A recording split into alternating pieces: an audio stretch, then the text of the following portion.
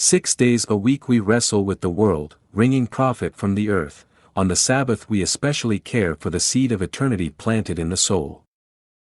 Abraham Joshua Heschel. Walker, this'll be my last letter for now.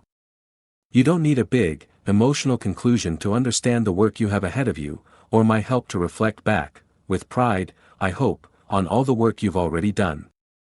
You're a man of incredible strength, more than a match for the work ahead. But there is one thing missing before we go.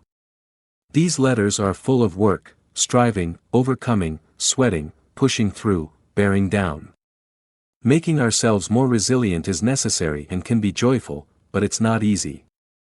And if I've stressed the difficulty of the path ahead of you, it's partly because I've wanted to set these letters against the message our culture too often sends, that you can have happiness and fulfillment effortlessly and instantly.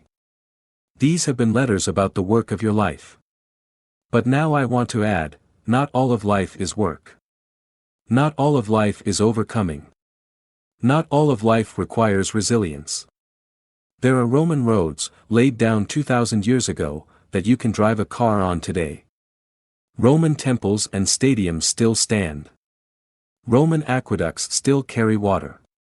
The Romans were some of the great makers and builders and workmen of the ancient world.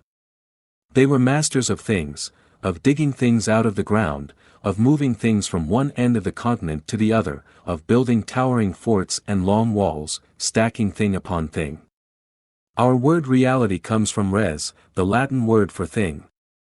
But there's a danger in thinking of reality this way. There is more to our lives than making, getting, buying, building, owning, doing, working. When the Romans came into contact with the Jews, their first reaction was shock. They had never met a people so lazy. Every seventh day, the Jews stopped all their work. Fields went unplowed, tools collected dust, businesses went silent. From the high priest to the lowest servant, everyone, even the horses and the oxen, spent an entire day at rest. This was the Sabbath. And for the Romans, who were masters of things and activity, it looked as if an entire people spent 1/7 of their lives doing nothing. For all their accomplishments, there were parts of reality the Romans simply couldn't see. The most meaningful book I've read on the idea of the Sabbath was written by Rabbi Abraham Joshua Heschel. Rabbi Heschel was resilient in his own right. His father died when he was 9. He was arrested by the Gestapo when he was 21 and deported to Poland. He made it to England a few weeks before the Germans invaded Poland, but one sister was killed in a German bombing, his mother was murdered by the Nazis, and 2 other sisters died in concentration camps.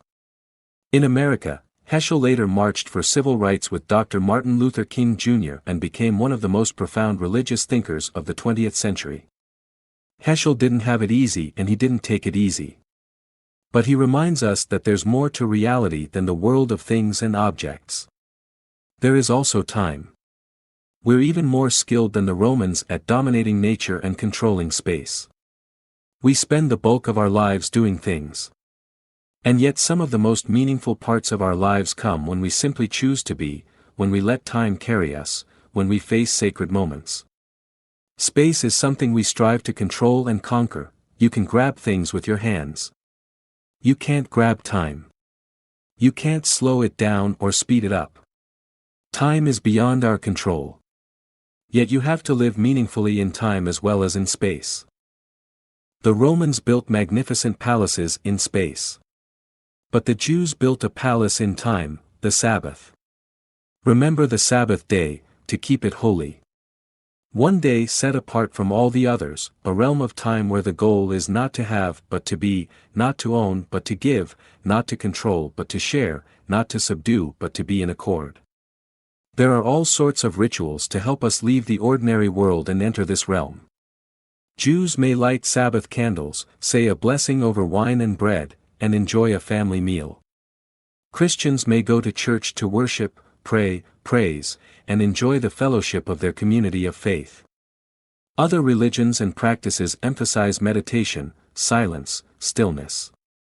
The point, I think, is less about which rituals we follow and more about whether we can change our frame of mind to find the holy space in time that God has created and commanded humankind to keep. As Heschel says, he who wants to enter the holiness of the day must first lay down the profanity of clattering commerce, of being yoked to toil. He must go away from the screech of dissonant days, from the nervousness and fury of acquisitiveness and the betrayal in embezzling his own life. He must say farewell to manual work and learn to understand that the world has already been created and will survive without the help of man. We should move through fear to courage. We should move through suffering to strength. We should move through pain to wisdom. But sometimes we don't have to move at all. We simply have to be, and to practice the virtue of restful joy in a world that is not at rest. So, Zach, whether you use a religious tradition to sanctify time or you find your own way of setting rhyme apart, what matters most is that you find time to stop.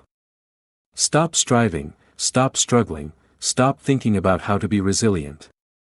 Find joy and rest in a world that never stops moving. Take a long walk, eat a slow meal. Pick up a book. Daydream. Spend time with people you love. And this is important, don't think of this quiet as a way to recharge for the work in front of you. That may well be what happens, but to treat your Sabbath as a way to prepare for work is just another way of making the Sabbath work by another name. The Sabbath doesn't exist for work.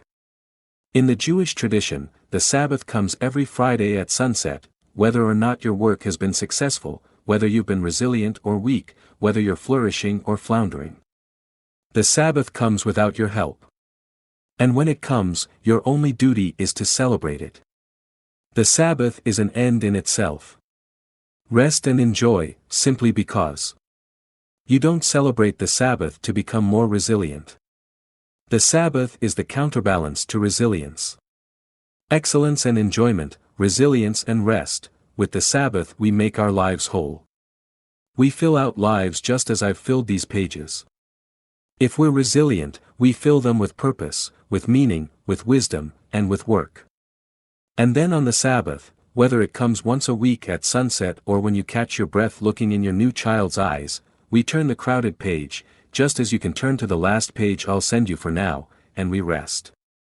Till soon, my friend.